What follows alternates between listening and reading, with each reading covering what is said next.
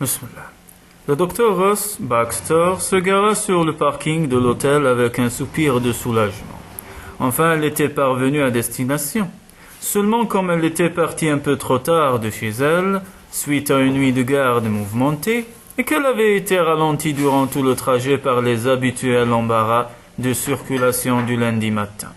Elle arrivait en retard au séminaire médical de 2 jours auquel elle venait assister. Saisissant son attaché-case et son sac de voyage, elle se dirigea en hâte vers l'imposante bâtisse, nichée dans un parc verdoyant et illuminé par le soleil de mai. Elle surplombait des eaux scintillantes de Morecambe Bay. Ce beau temps, après la grisaille qui régnait à Strathlochan, puis la pluie torrentielle essuyée dans le secteur de Lake District, peu après avoir franchi la frontière anglo-écossaise, était une véritable bénédiction. En chemin, Russ repensa à l'enchaînement de faits qui l'amenaient ici aujourd'hui. Tout avait commencé par le cas d'une nouvelle patiente, un mois auparavant. Généraliste peu versée dans le domaine de l'immunologie, elle s'était lancée dans des recherches via Internet, lesquelles lui avaient fait découvrir divers articles rédigés par un certain Dr. Riccardo Linardi, immuno-allergologiste de renommée internationale. Elle avait alors pris la liberté de demander conseil à ce grand spécialiste au sujet de sa patiente, et il avait eu la gentillesse de lui répondre aussitôt. Après quoi, au lieu de s'arrêter là, comme elle s'y était attendue, leur échange de mails s'était poursuivi et élargi à des discussions sur l'immunologie et les allergies en général. Lorsqu'il l'avait invité à assister à ce séminaire dont il était l'un des intervenants, Russ avait été stupéfaite et ravie. Le docteur Linardi savait qu'elle exerçait au Royaume-Uni et elle savait qu'il venait des États-Unis, mais jamais ils n'avaient échangé d'informations personnelles. Aujourd'hui, ils allaient se rencontrer. Il avait été sous-entendu que leur entrevue pourrait devenir une sorte d'entretien d'embauche informel. Pour l'instant, l'esprit ouvert et les pieds sur terre, elle se gardait de tout pronostic. Elle verrait bien comment ces 2 jours se dérouleraient. Dans l'élégant et spacieux hall de l'hôtel, la réceptionniste l'accueillit d'un sourire chaleureux. La première session vient juste de commencer, mais vous n'êtes pas la dernière arrivée. Dr. Baxter, d'autres personnes ont prévenu qu'elle serait en retard, la rassura-t-elle tandis qu'elle signait la feuille de présence. Dois-je faire monter votre bagage à votre chambre? Ainsi vous ne perdrez pas de temps. Volontiers, merci. Quelques instants plus tard, munie de son attaché-case, de son badge et du planning du séminaire, elle suivait le parcours fléché menant à la salle où se tenait la conférence. La banane et le café qu'elle avait avalé avant de partir de chez elle lui semblaient bien loin. Mais maintenant, il lui fallait attendre la pause du milieu de la matinée pour reconstituer ses forces. Contrôlant de son mieux la nervosité qui l'assaillit toujours, avant de rencontrer des inconnus, elle se glissa discrètement à l'intérieur pour se retrouver sur le côté et à l'avant du vaste espace où 2 bonnes centaines de participants écoutaient tout ouïe le conférencier à lunettes et cheveux gris debout sur l'estrade.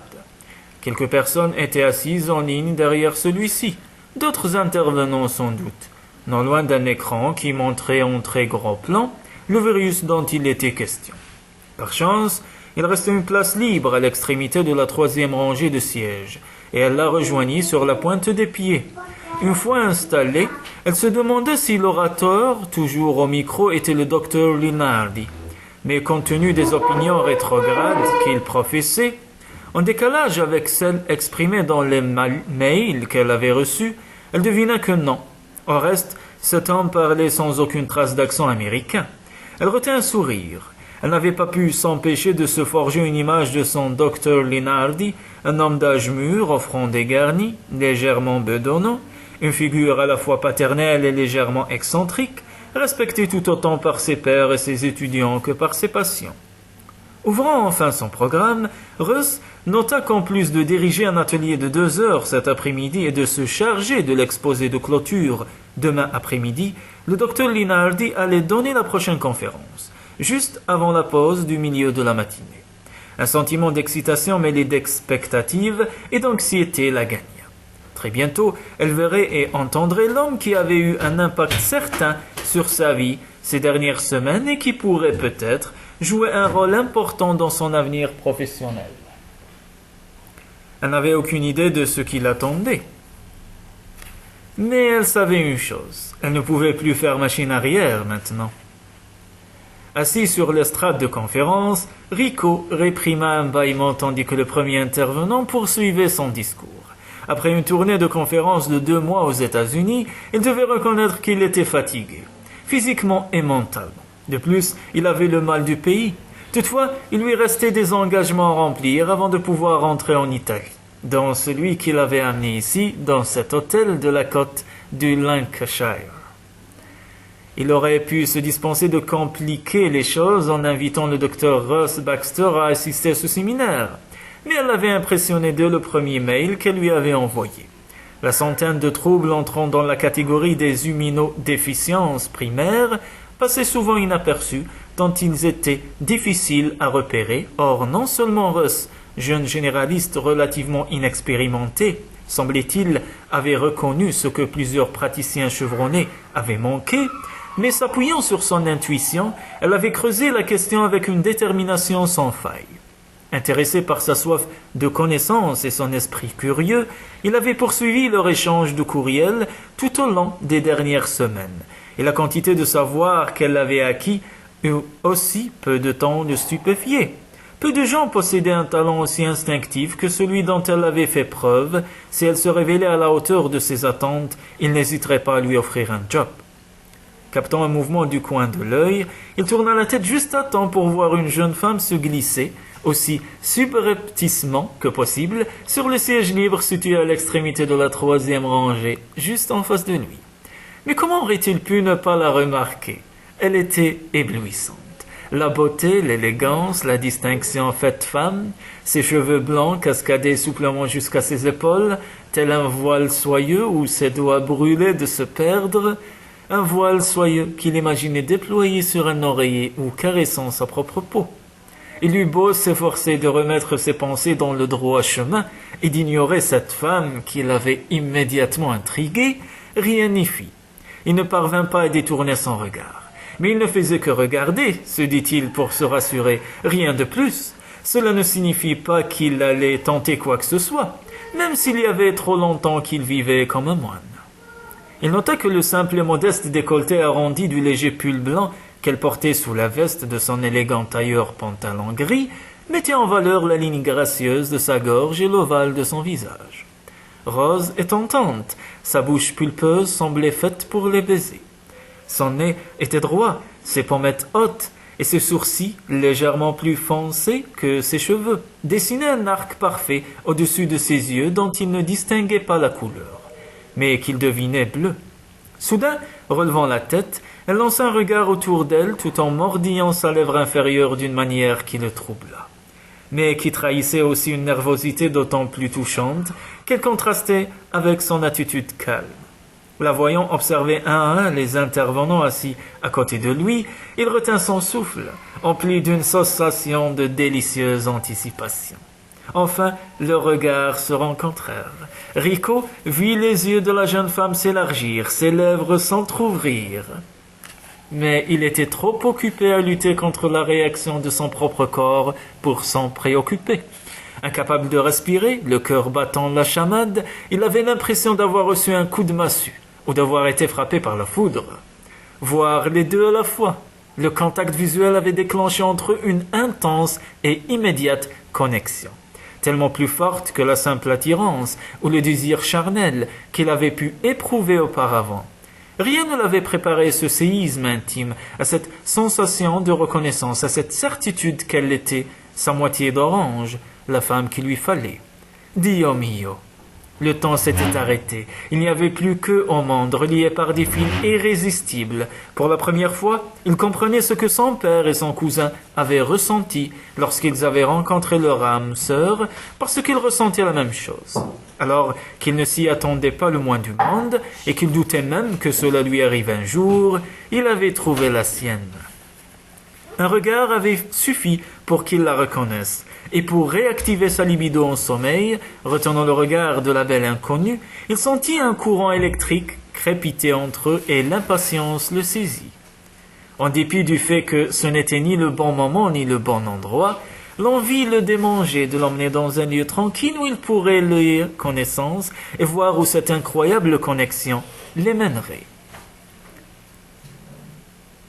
Tout à coup, la voix de l'organisateur, remerciant le premier intervenant et demandant aux auditeurs de poser des questions, s'infiltra dans sa conscience. Néanmoins, il ne rompit pas le contact visuel. Bientôt, il devrait parler à son tour.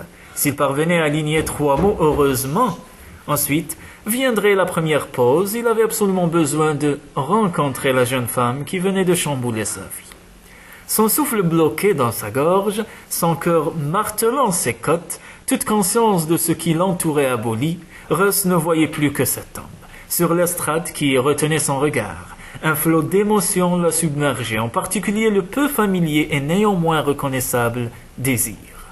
Mais n'avait-elle pas tiré un trait sur la jante masculine, après sa seule et unique liaison qui s'était soldée par une douloureuse rupture, la laissant honteuse et humiliée? Adam n'avait pas pris de gants pour souligner ses nombreuses déficiences en tant que femme. Elle avait décidé de ne plus jamais s'impliquer dans une relation avec un homme. Depuis lors, toute sa vie avait tourné autour de la médecine et le seul désir qui fleurissait en elle consistait à être le meilleur médecin possible pour ses patients. Alors, pourquoi le simple regard de cet homme-là suffisait-il à enflammer son corps malgré la distance qui les séparait? Cette flambée d'appétit sexuel, aussi subite qu'inhabituelle, lui était totalement incompréhensible. La trentaine à peine entamée, sans doute, et plus jeune que les autres occupants de l'estrade, il était incroyablement séduisant. Avec, en plus, ce côté un peu voyou qui donnait des vapeurs aux mères et incitait les pères à enfermer leurs filles à double tour. En fait, tout en lui exsudait une troublante sensualité. En d'autres termes, il était bien trop viril pour qu'une novice comme elle sache comment s'y prendre avec lui. Non qu'elle ait eu quelque intention d'avoir affaire à lui, de près ou de loin. Ses épais cheveux sombres, un peu trop longs en bataille, et cette barbe de 3 jours qui soulignait la ligne de sa mâchoire et, ajoutée à son air canaille, évoquait plus l'image d'un aventurier que celle d'un respectable médecin. Ses yeux ne la quittaient pas. Un petit frisson courut dans son dos. C'était comme si, déployant sur elle un sortilège indéfectible. Il la retenait captive, même si elle ignorait ce qui se passait entre eux. Elle en apercevait l'importance. On redoutait les conséquences et son instinct de conservation la poussait à fuir à toutes jambes. Malheureusement, elle ne pouvait ni bouger, ni rompre le contact visuel. Elle eut vaguement conscience que quelques participants posaient des questions, mais ce qui se disait ne pénétrait pas son cerveau, car toute son attention se focalisait sur l'homme qui lui faisait face. Consciente du réel danger qu'il représentait, elle se promit de tout faire pour l'éviter. Lorsque tout le monde quitterait son siège au moment de la première pause, elle rejoindrait le docteur Linaldi, le remercierait pour son aide et trouverait un prétexte pour s'esquiver. Ensuite, elle s'empresserait de retourner à Staratlocon et à la sécurité de son logis. Ce ne fut qu'en entendant l'organisateur annoncer la prestation du spécialiste en question que Russ parvint enfin à détourner son regard. Tous ses sens encore exacerbés, elle attendit de voir qui allait s'approcher du micro. Quelques secondes s'écoulèrent, puis finalement, il y eut un mouvement sur l'estrade. Il se levait. Son sang se retira de ses veines. Non, ce n'était pas lui. L'homme avec qui elle avait échangé des mails, l'homme dont elle avait accepté l'invitation. Hébétée, elle le regarda s'approcher du micro d'un pas élastique, puis elle l'écouta se présenter dans un anglais parfait, teinté d'un accent italien délicieusement musical. Une onde brûlante la balaya tandis que le riche timbre de sa voix électrisait son corps tout entier.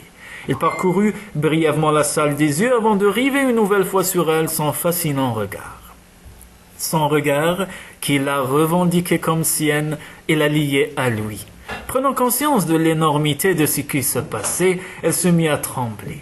Cet homme l'avait arrachée à son cocon sécurisant et avait sapé les fondations même de son univers. Qu'allait-elle faire à présent? Fuir ou affronter les possibilités qui s'offraient à elle?